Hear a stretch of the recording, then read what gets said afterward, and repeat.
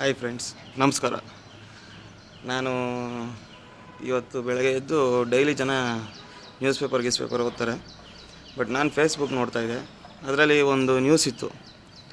ಹಿಂಗೆ ಏನಪ್ಪ ಅಂದರೆ SLC ರಿಸಲ್ಟ್ ಬಂದು 3 ದಿನದ ನಂತರ 3 ಮಕ್ಕಳ ಆತ್ಮಹತ್ಯೆ ಅಂತ ನೋಡಿ ಎಲ್ಲ ಒಂದು ಕಡೆ ಬೇಜಾರಾಯಿತು. ಯಾಕಪ್ಪ ಹಿಂಗಾಯಿತು? 3 ದಿವಸ ರಿಸಲ್ಟ್ ಬಂದು 3 ದಿವಸ ತನಕ ಮಕ್ಕಳು ಏನು ಮಾಡ್ತಾಯಿದ್ರು? ಎಲ್ಲರಿಗೂ ಸ್ವೀಟ್ ಕೊಡೋದು ಪೆಂಡಿಂಗ್ ಇತ್ತು ಸಾಯೋದಕ್ಕೆ. ಸೂಸೈಡ್ ಯಾಕೆ ಮಾಡ್ಕೊಂಡ್ರು? ಸರಿ, ಅದು ಕೆಳಗಡೆ ಓದ್ತಾ ಬಂದಾಗ ಕಾರಣ ನೋಡಿದ್ರೆ 3 ಜನ ಮಕ್ಕಳು ಫೇಲ್ ಆಗಿಲ್ಲ, ಪಾಸ್ ಆಗಿದ್ದಾರೆ. ಪಾಸಾಗಿ 3 ಜನ ಮಕ್ಕಳು ಒಂದು ಒಳ್ಳೆ ರೇಂಜಲ್ಲೇ ತೆಗೆದಿದ್ದಾರೆ ರಿಸಲ್ಟು. ಬಟ್ ಅವರ ತಂದೆ ತಾಯಿ ಎಕ್ಸ್ಪೆಕ್ಟೇಷನ್ ಏನಿತ್ತು ಅಂದರೆ ಅದಕ್ಕಿಂತ ಜಾಸ್ತಿ ಇತ್ತು. ಒಂದು ಹುಡುಗಿ ಸತ್ತಿರೋದು ಅವ್ರ ತಾಯಿ ಮಾತಾಡಿಸಿಲ್ಲ ಅಂತ, ಇನ್ನೊಂದು ಹುಡುಗಿ ಅವ್ರ ತಂದೆ ಮಾತಾಡಿಸಿಲ್ಲ ಅಂತ, ಇನ್ನೂ ಒಂದು ಹುಡುಗ ಅವರ ಅಕ್ಕ ಜಾಸ್ತಿ ಮಾರ್ಕ್ಸ್ ತೆಗೆದಿದ್ರು, ತಮ್ಮ ಅದನ್ನು ತೆಗಿಲಿಲ್ಲ. ಸೊ ಹಂಗಾಗಿ ಅವ್ರ ಪೇರೆಂಟ್ಸು ಅವ್ರ ಅಕ್ಕಪಕ್ಕದವರೆಲ್ಲ ರೇಗಿಸಿ ಹೇಳಿಸಿರೋದ್ರಿಂದ ಆ ಹುಡುಗ ನೇಣಾಕೊಂಡು ಸತ್ತಿದ್ದಾನೆ. ಇದರಿಂದ ನಮಗೆ ಏನು ಅನಿಸುತ್ತಪ್ಪ ಅಂದರೆ, ಎಲ್ಲೋ ಒಂದು ಕಡೆ ತಂದೆ ತಾಯಿ ಇಬ್ಬರೂ ಮಕ್ಕಳನ್ನ ಓದಿಸೋದಕ್ಕೋಸ್ಕರ ಬೆಳೆಸ್ತಾ ಇದ್ದಾರೆ. ಹೌದು, ವಿದ್ಯಾಭ್ಯಾಸ ತುಂಬ ಮುಖ್ಯ. ವಿದ್ಯಾಭ್ಯಾಸ ಎಲ್ಲಿವರೆಗೂ ಮುಖ್ಯ ಅಂದರೆ, ಒಂದು ಹಂತದಲ್ಲಿ ಸರಿ ಯಾವುದು ತಪ್ಪು ಯಾವುದು ಅಂತ ಮಕ್ಕಳು ಗುರುತಿಸೋದಕ್ಕೆ ಮಾತ್ರ ವಿದ್ಯಾಭ್ಯಾಸ ಮುಖ್ಯ ಆಗುತ್ತೆ.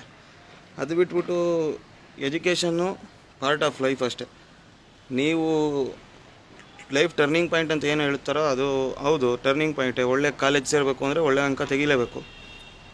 ಹಂಗಂದ ಮಾತ್ರಕ್ಕೆ ಬದುಕಬೇಕು ಅಂದರೆ ಒಳ್ಳೆ ಅಂಕ ತೆಗಿಬೇಕು ಅಂತ ಏನಿಲ್ಲ. ಯಾರು ಹೆಂಗೆ ಬೇಕಾದ್ರೂ ಬದುಕ್ಬೋದು. ದುಡ್ಡು ಎಲ್ಲರೂ ಮಾಡ್ತಾರೆ, ಎಲ್ಲ ರೀತಿಯೂ ಮಾಡ್ತಾರೆ. ಆ ದುಡ್ಡು ಮಾಡೋ ರೀತಿಲಿ ಒಳ್ಳೇದು ಯಾವುದು ತಪ್ಪು ಯಾವುದು ಅಂತ ತಿಳ್ಕೊಡೋದಕ್ಕೆ ಮಾತ್ರ ಎಜುಕೇಷನ್ ಮುಖ್ಯ ಆಗುತ್ತೆ. ಇನ್ನೇನು ಹೇಳ್ಬೋದಪ್ಪ ಅಂದರೆ, ತಂದೆ ತಾಯಿದಿರ ಅರ್ಥ ಮಾಡ್ಕೋಬೇಕು. ದಯವಿಟ್ಟು ನಿಮ್ಮ ಮಕ್ಕಳು ಮಾರ್ಕ್ಸ್ ಕಡಿಮೆ ಬಂದಿದೆ ಅಂದರೆ ಅದನ್ನು ನೀವು ಮೊದಲೇ ಯೋಚನೆ ಮಾಡಬೇಕಾಗಿತ್ತು. ಡೈಲಿ ಬಂದು ಓದ್ತಾ ಇದೆಯೋ ಇಲ್ವೋ, ಏನು ಓದಿದೆಯೋ ಏನು ಓದಿಲ್ಲ ಅಂತ ಫಾಲೋ ಅಪ್ ಮಾಡಿದ್ದಿದ್ರೆ ಈ ರೀತಿ ಆಗ್ತಿರಲಿಲ್ಲ.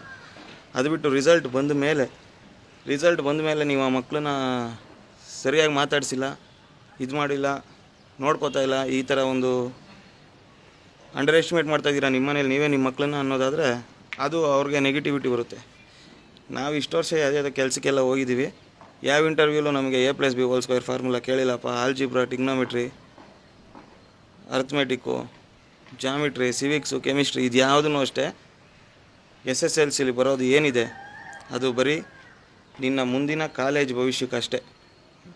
ನೀನು ಆ ಕಾಲೇಜಲ್ಲಿ ಹೆಂಗೆ ಚೆನ್ನಾಗಿ ಓದ್ತೀಯ, ಏನು ಮಾಡ್ತೀಯ ಅನ್ನೋದು ನಿನ್ನ ಮೇಲಿರುತ್ತೆ. ಅಲ್ಲೂ ಕಡಿಮೆ ಮಾರ್ಕ್ಸ್ ಬಂದಿದೆ ಅಂತ ಏನು ಬೇಜಾರಿಲ್ಲ, ಹೆಂಗೆ ಬೇಕಾದ್ರೂ ಬದುಕ್ಬೋದು. ದಯವಿಟ್ಟು ತಂದೆ ತಾಯಿಗಳಾದವರು ಇದನ್ನು ಅರ್ಥ ಮಾಡಿಕೊಂಡು ಮಕ್ಕಳಿಗೆ ಇನ್ಸ್ಪೈರ್ ಆಗೋ ರೀತಿ ನಡ್ಕೋಬೇಕು. ಯಾವ ಸ್ಕೂಲಲ್ಲೂ ಅಷ್ಟೇ ಸೋತ ಮೇಲೆ ಹೆಂಗೆ ಗೆಲ್ಲೋದು ಅಂತ ಹೇಳ್ಕೊಡೋದಿಲ್ಲ, ಸೋಲ್ಬಾರ್ದು ಅಂತ ಹೇಳ್ತಾರಷ್ಟೇ. ಸರಿನಾ? Thank you.